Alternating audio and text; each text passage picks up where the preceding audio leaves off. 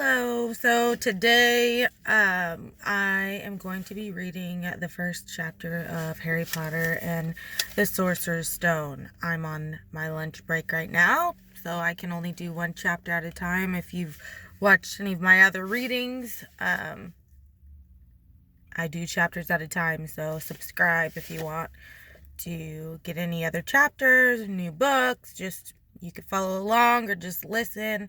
I know some people don't have whatever the app is that you can listen on your headphones. So this is me. There's a video. I'm not really the happiest with seeing myself, but here we go.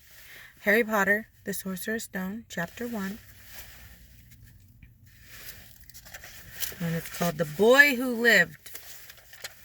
Cute little picture there. Chapter 1. The Boy Who Lived. Mr. and Mrs. Dursley of number 4 Privet Drive were proud to say that they were perfectly normal. Thank you very much. They were the last people you'd expect to be involved in anything strange or mysterious, because they just didn't hold with such nonsense. Mr. Dursley was the director of a firm called Grunnings, which made drills. He was a big, beefy man with hardly any neck, although he did have a very large mustache. Mrs. Dursley was thin and blonde and had nearly twice the usual amount of neck, which came in very useful as she spent so much of her time craning over garden fences, spying on the neighbors. The Dursleys had a small son called Dudley, and in their opinion, there was no finer boy anywhere. The Dursleys had everything they wanted, but they also had a secret, and their greatest fear was that somebody would discover it. They didn't think they could bear it if anyone found out about the Potters. Mrs. Potter was Mrs. Dursley's sister, but they hadn't met for several years. In fact, Mrs. Dursley pretended she didn't have a sister because her sister and her good-for-nothing husband were as un-Dursleyish as it was possible to be. The Dursleys shuddered to think what the neighbors would say if the Potters arrived in the street. The Dursleys knew that the Potters had a small son, too, but they had never even seen him. This boy was another good reason for keeping the Potters away.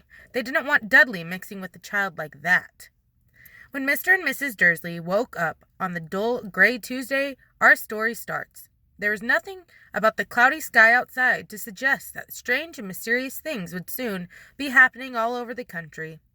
Mr. Dursley hummed as he picked out his most boring tie for work, and Mrs. Dursley gossiped away happily as she wrestled a screaming Dudley into his high chair. And none of them noticed a large tawny owl flutter past the window. At 8:30, Mr. Dursley picked up his briefcase, pecked Mrs. Dursley on the cheek, and tried to kiss Dudley goodbye, but missed because Dudley was now having a tantrum and throwing his cereal at the walls. "Little tyke," chortled Mr. Dursley as he left the house. He got into his car and backed out of number 4's drive. It was on the corner of the street that he noticed the first sign of something peculiar, a cat reading a map. For a second, Mr. Dursley didn't realize what he had seen. Then he jerked his head around to look again. There was a tabby cat standing on the corner of Privet Drive, but there wasn't a map in sight. What could he have been thinking of? It must have been a trick of the light. Mr. Dursley blinked and stared at the cat. It stared back. As Mr. Dursley drove around the corner and up the road, he watched the cat in his mirror. It was now reading the sign that said Privet Drive. No, looking at the sign. Cats couldn't read maps or signs. Mr. Dursley gave himself a little shake and put the cat out of his mind. As he drove toward town, he thought of nothing except a large order of drills he was hoping to get that day. But on the edge of town, drills were driven out of his mind by something else. As he sat in the usual morning traffic jam, he couldn't help notice that there seemed to be a lot of strangely dressed people about. People in cloaks. Mr. Dursley couldn't bear people who dressed in funny clothes, the get-ups you saw on young people. He supposed this was some stupid new fashion. He drummed his fingers on the steering wheel, and his eyes fell on a huddle of these weirdos standing quite close by. They were whispering excitedly together. Mr. Dursley was enraged to see that a couple of them weren't young at all. Why, that man had to be older than he was, and wearing an emerald green cloak. The nerve of him! But then it struck Mr. Dursley that this was probably some silly stunt. These people were obviously collecting for something. Yes, that would be it. The traffic moved on, and a few minutes later Mr. Dursley arrived in the Grunnings parking lot, his mind back on drills. Mr. Dursley always sat with his back to the window in his office on the 9th floor. If he hadn't, he might have found it harder to concentrate on drills that morning. He didn't see the owls swooping past in broad daylight, though people down in the street did. They pointed and gazed open-mouthed as owl after owl sped overhead. Most of them had never seen an owl even at nighttime. Mr. Dursley, however, had a perfectly normal, owl-free morning. He yelled at 5 different people, he made several important telephone calls, and shouted a bit more. He was in a very good mood until lunchtime, when he thought he'd stretch his legs and walk across the road to buy himself a bun from the bakery. He'd forgotten all about the people in cloaks until he passed a group of them next to the baker's. He eyed them angrily as he passed. He didn't know why, but they made him uneasy. This bunch were whispering excitedly too, and he couldn't see a single collecting tin.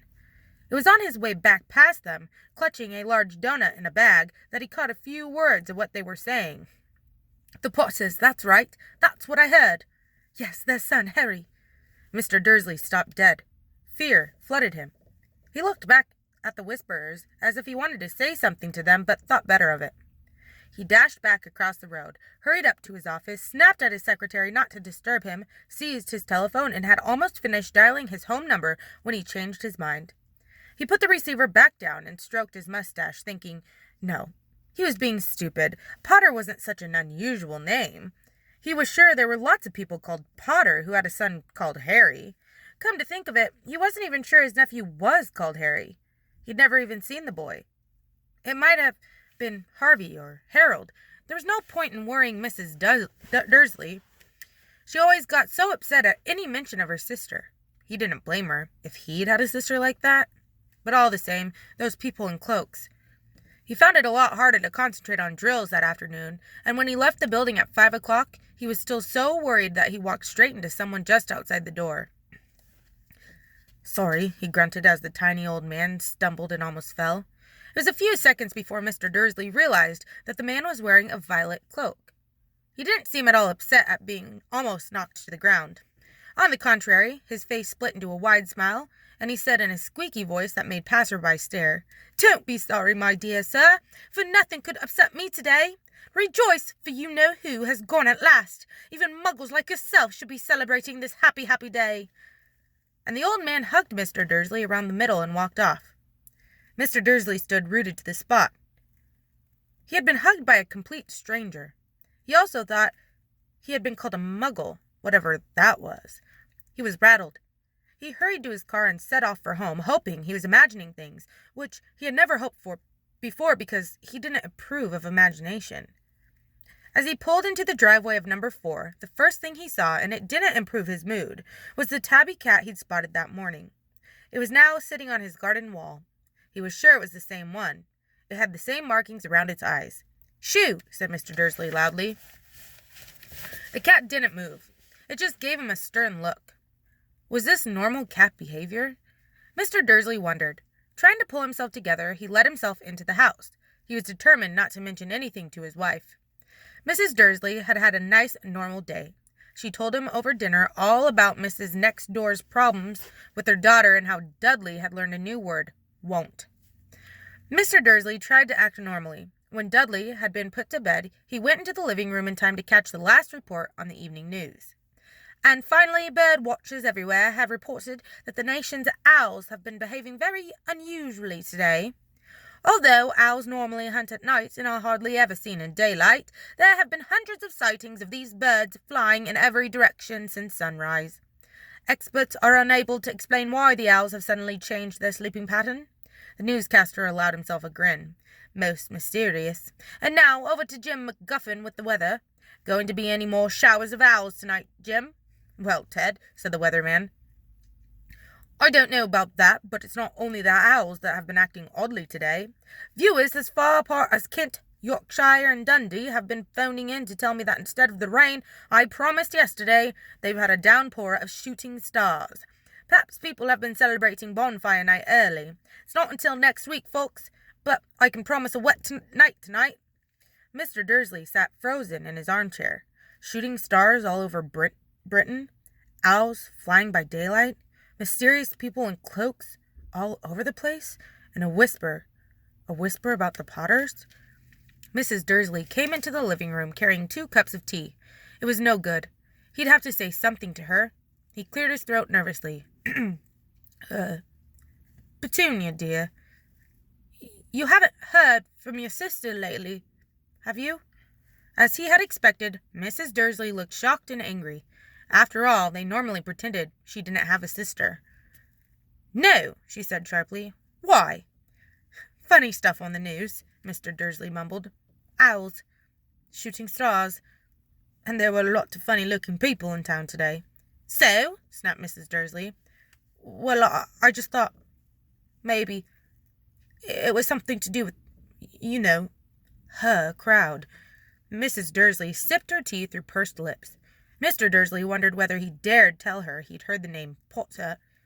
He decided he didn't dare. Instead, he said as casually as he could, "Their son. He'd be about Dudley's age now, wouldn't he?" "I suppose so," said Mrs. Dursley stiffly. "What's his name again? Howard, isn't it?" "Harry. Nasty common name, if you ask me." "Oh, yes," said Mr. Dursley, his heart sinking horribly. "Yes, I quite agree." He didn't say another word on the subject as they went upstairs to bed. While Mrs. Dursley was in the bathroom, Mr. Dursley crept to the bedroom window and peered down into the front garden. The cat was still there. It was staring down Privet Drive as though it were waiting for something. Was he imagining things? Could all this have anything to do with the Potters? If it did, if it got out that they were related to a pair of... Well, he didn't think he could bear it. The Dursleys got into bed. Mrs. Dursley fell asleep quickly, but Mr. Dursley lay awake, turning it all over in his mind. His last comforting thought before he fell asleep was that even if the Potters were involved, there was no reason for them to come near him and Mrs. Dursley.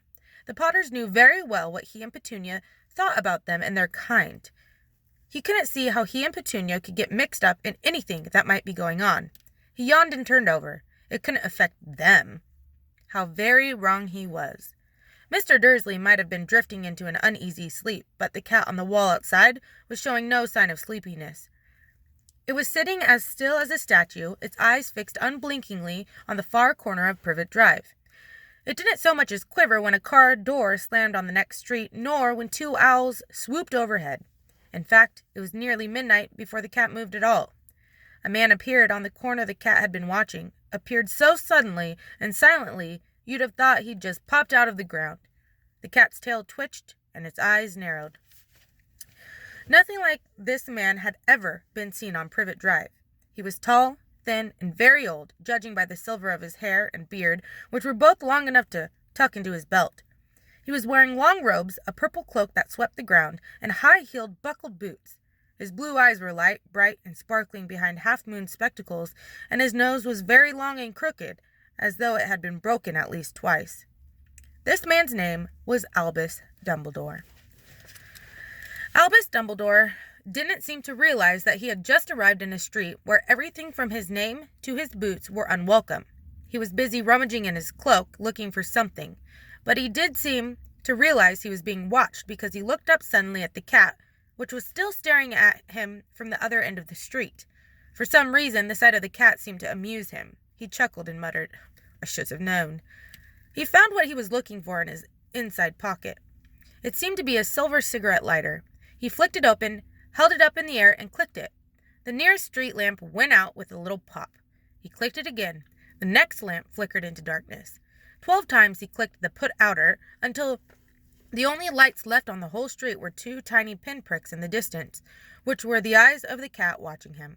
If anyone looked out of their window now, even beady-eyed Mrs. Dursley, they wouldn't be able to see anything that was happening down on the pavement. Dumbledore slipped the put-outer back into his cloak and set off down the street toward number 4, where he sat down on the wall next to the cat. He didn't look at it, but after a moment he spoke to it. "Fancy seeing you here, Professor McGonagall." He turned to smile at the tabby, but it had gone. Instead, he was smiling at a rather severe-looking woman who was wearing square glasses exactly the shape of the markings the cat had had around its eyes. She, too, was wearing a cloak, an emerald one. Her black hair was drawn into a tight bun. She looked distinctly ruffled. "How did you know it was me?" she asked. "My dear Professor, I've never seen a cat sit so stiffly." "You'd be stiff if you'd been sitting on a brick wall all day," said Professor McGonagall. "All day? When you could have been celebrating. I must have passed a dozen feasts and parties on the way here." Professor McGonagall sniffed angrily. "Oh, yes, everyone's celebrating all right," she said impatiently. "You'd think they'd be a bit more careful, but no. Even the Muggles have noticed something's going on. It was on their news." She jerked her head back at the Dursleys' dark living room window. "I heard it. Flocks of owls. Shooting stars. Well, they're not completely stupid. They were bound to notice something. Shooting stars down in Kent. I'll bet that was Daedalus Diggle. He never had much sense." "You can't blame them," said Dumbledore gently. "We've had precious little to celebrate for 11 years. "I know that," said Professor McGonagall irritably, "but that's no reason to lose our heads. People are being downright careless, out on the streets in broad daylight, not even dressed in Muggle clothes, swapping rumours." She threw a sharp sideways glance at Dumbledore here, as though hoping he was going to tell her something, but he didn't, so she went on. "A fine thing it would be if, on the very day you-know-who seems to have disappeared at last, the Muggles found out about us all. I suppose he really has gone, Dumbledore." "It certainly seems so," said Dumbledore. "We have much to be thankful for. Would you care for a lemon drop?" "A what?" "A lemon drop. They're a kind of Muggle sweet I'm rather fond of." "No, thank you," said Professor McGonagall coldly, as though she didn't think this was the moment for lemon drops. "As I say, even if you-know-who has gone, my dear Professor, surely a sensible person like yourself can call him by his name. All this you-know-who nonsense. For 11 years I have been trying to persuade people to call him by his proper name. Voldemort." Professor McGonagall flinched, but Dumbledore, who was unsticking two lemon drops, seemed not to notice. "It all gets so confusing if we keep saying you-know-who. I've never seen any reason to be frightened of saying Voldemort's name." "I know you haven't," said Professor McGonagall, sounding half exasperated, half admiring. "But you're different. Everyone knows you're the only one you-know-who, oh, all right, Voldemort, was frightened of." "You flatter me," said Dumbledore calmly. "Voldemort had powers I will never have, only because you're too, well, noble to use them. It's lucky it's dark. I haven't blushed so much since Madame Pomfrey told me she liked my new earmuffs." Professor McGonagall shot a sharp look at Dumbledore and said, "The owls are nothing next to the rumours that are flying around. You know what everyone's saying? About why he's disappeared? About what finally stopped him?" It seemed that Professor McGonagall had reached the point she was most anxious to discuss, the real reason she had been waiting on a cold, hard wall all day, for neither as a cat nor as a woman had she fixed Dumbledore with such a piercing stare as she did now. It was plain that whatever everyone was saying, she was not going to believe it until Dumbledore told her it was true. Dumbledore, however, was choosing another lemon drop and did not answer. "What they're saying," she pressed on, "is that last night Voldemort turned up in Godric's Hollow. He went to find the Potters. The rumour is that Lily and James Potter that they're dead." Dumbledore bowed his head. Professor McGonagall gasped. "Lily and James? I can't believe it. I didn't want to believe it. Oh, Albus." Dumbledore reached out and patted her on the shoulder. I know, he said heavily. Professor McGonagall's voice trembled as she went on. "That's not all. They're saying he tried to kill the Potter's son, Harry, but he couldn't. He couldn't kill that little boy. No one knows why or how, but they're saying that when he couldn't kill Harry Potter, Voldemort's power somehow broke, and that's why he's gone." Dumbledore nodded glumly. It's true?" faltered Professor McGonagall. "After all he's done? All the people he's killed? He couldn't kill a little boy? It's just astounding, of all the things to stop him. But how in the name of heaven did Harry survive?" "We can only guess," said Dumbledore. "We may never know." Professor McGonagall pulled out a lace handkerchief and dabbed at her eyes beneath her spectacles. Dumbledore gave a great sniff as he took a golden watch from his pocket and examined it. It was a very odd watch. It had 12 hands, but no numbers. Instead, little planets were moving around the edge. It must have made sense to Dumbledore, though, because he put it back in his pocket and said, "Hagrid's late. I suppose it was he who told you I'd be here, by the way." "Yes," said Professor McGonagall. "And I don't suppose you're going to tell me why you're here, of all places." "I've come to bring Harry to his aunt and uncle. They're the only family he has left now." You can't mean the people who live here," cried Professor McGonagall, jumping to her feet and pointing at number 4. "Dumbledore, you can't. I've been watching them all day. You couldn't find 2 people who are less like us. And they've got this son. I saw him kicking his mother all the way up the street, screaming for sweets. Harry Potter come and live here." "It's the best place for him," said Dumbledore firmly. "His aunt and uncle will be able to explain everything to him when he's older. I've written them a letter." "A letter?" repeated Professor McGonagall, faintly sitting back down on the wall. "Really, Dumbledore, you think you can explain all this in a letter? These people will never understand him. He'll be famous, a legend. I wouldn't be surprised if today was known as Harry Potter Day in the future. There will be books written about Harry. Every child in our world will know his name." "Exactly," said Dumbledore, looking very seriously over the top of his half-moon glasses. "It would be enough to turn any boy's head. Famous before he can walk and talk. Famous for something he won't ever remember. Can't you see how much better off he'll be growing up away from all that until he's ready to take it?" Professor McGonagall opened her mouth, changed her mind, swallowed, and then said, Yes, you're right, of course, but how's the boy getting here, Dumbledore?" She eyed his cloak suddenly, as though she thought he might be hiding Harry underneath it. "Hagrid's bringing him? You think it wise to trust Hagrid with something as important as this?" "I would trust Hagrid with my life," said Dumbledore. "I'm not saying his heart isn't in the right place," said Professor McGonagall grudgingly, "but you can't pretend he's not careless. He does tend to—" What was that? A low rumbling sound had broken the silence around them. It grew steadily louder as they looked up and down the street for some sign of a headlight. It swelled to a roar as they both looked up at the sky, and a huge motorcycle fell out of the air and landed on the road in front of them. If the motorcycle was huge, it was nothing to this man sitting astride it.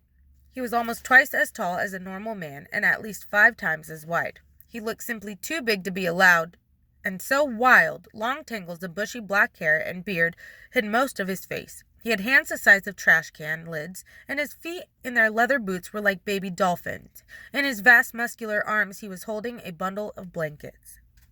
"Hagrid," said Dumbledore, sounding relieved. "At last. And where did you get that motorcycle?" "Borrowed it, Professor Dumbledore, sir," said the giant, climbing carefully off the motorcycle as he spoke.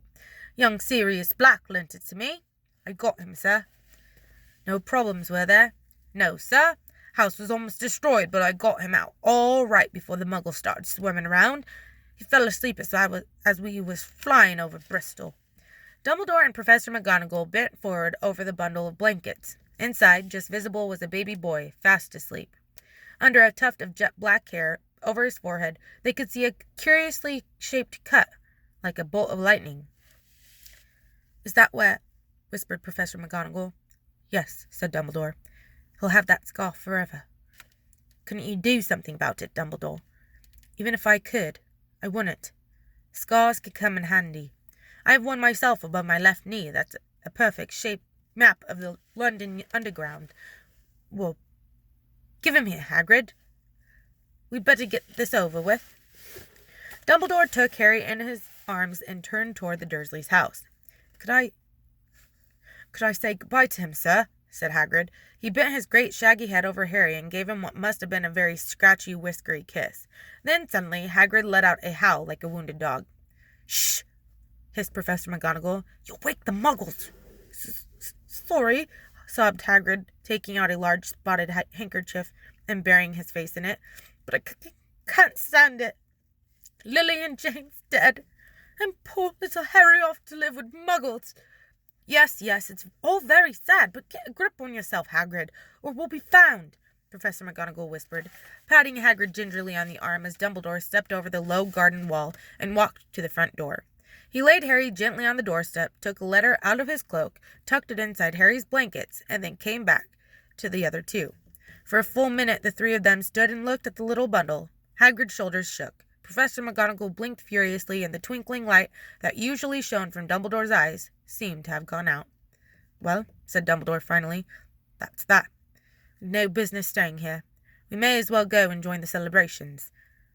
"Yeah," said Hagrid in a very muffled voice.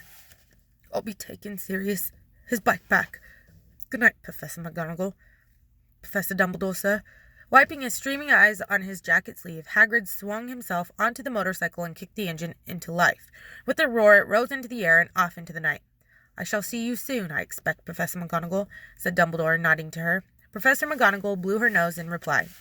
Dumbledore turned and walked back down the street. On the corner, he stopped and took out the silver put-outer. He clicked it once, and 12 balls of light sped back to their street lamps so that Privet Drive glowed suddenly orange, and he could make out a tabby cat slinking around the corner at the other end of the street. He could just see the bundle of blankets on the step of number 4. "Good luck, Harry," he murmured. He turned on his heel, and with a swish of his cloak he was gone. A breeze ruffled the neat hedges of Privet Drive, which lay silent and tidy under the inky sky, the very last place you would expect astonishing things to happen. Harry Potter rolled over inside his blankets without waking up. One small hand closed on the letter beside him, and he slept on, not knowing he was special, not knowing he was famous, not knowing he would be woken in a few hours' time by Mrs. Dursley's scream as she opened the front door to put out the milk bottles, nor that he would spend the next few weeks being prodded and pinched by his cousin Dudley. He couldn't know that at this very moment, people meeting in secret all over the country were holding up their glasses and saying in hushed voices, "To Harry Potter, the boy who lived." End of chapter 1.